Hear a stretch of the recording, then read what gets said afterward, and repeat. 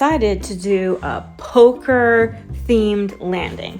And I started by taking these extra large cards and laying them down as a background. And I really like that. I think that looked pretty cool. And then I covered it with epoxy, and that's where it started to go wrong. As soon as I poured the epoxy, I thought to myself, oh no, I don't want to waste the epoxy. I gotta put stuff in it. And because I rushed to put all the stuff down, it looked like trash.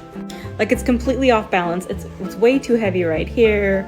And the colors, I don't know. I just threw these cards here because I ran out of chips and it doesn't look good. Do learn from my mistakes. So I planned this out before I started gluing it. Because I needed to hide that it was so unbalanced, I put these card stripes through it. I also chose multiple colors of cards to balance out the colors. And then I covered it with another layer of epoxy. And this is the finished results. Probably my favorite part is that I put these words in it and then I matched what they were with the cards that were right next to them. Did I save it? Or does it need more work? Let me know in the comments and follow to see the rest of this stair project.